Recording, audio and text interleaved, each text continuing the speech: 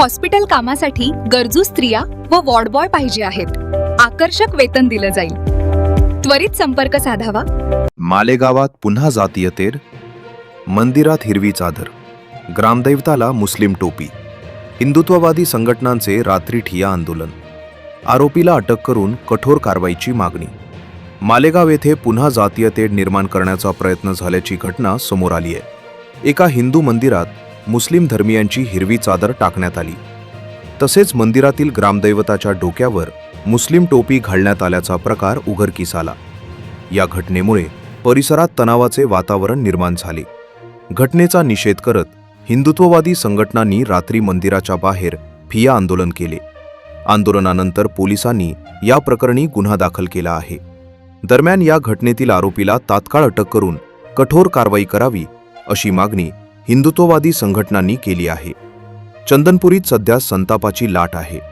देवस्थान विटंबनेच्या निषेधार्थ 21 एप्रिल रोजी सायंकाळी 7 वाजता बैठक होऊन उद्या बंदची हाक देणार असल्याची माहिती मिळत आहे।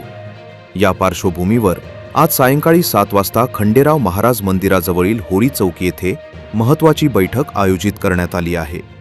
बैठकीत पुढील भूमिका व आंदोलनाचा आराखडा ठरवण्यात येणार असल्याची माहिती मिळत आहे। स्थानिकांकडून ही घटना अत्यंत गंभीर मानली जात असून संबंधितांवर कडक कारवाईची मागणी करण्यात येत आहे।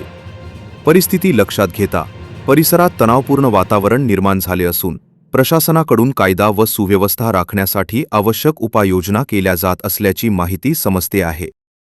जेजुरीनंतर खंडोबांचे दुसरे महत्त्वाचे देवस्थान असलेल्या चंदनपुरी गावामध्ये अत्यंत निंदनीय घटना झाली। तिथल्या साठ्याबाबा मंदिरामध्ये काही जिहादी प्रवृत्तीच्या लोकांनी गोल जाळीदार टोपी असेल व हिरव्या चादरींच्या मार्फत त्या मंदिराचे इस्लामीकरण करण्याचा जो घाट घातला व समाजामध्ये असंतोष निर्माण करून या जिहादी वृत्तीला खतपाणी घातले, अशा सगळ्यांचा आम्ही हिंदुत्ववादी संघटना जाहीर निषेध करतो। सोबतच 2 दिवस उलटून सुद्धा पोलीस प्रशासनाने कोणत्याही जिहाद्याला आजपर्यंत अटक केली नाही।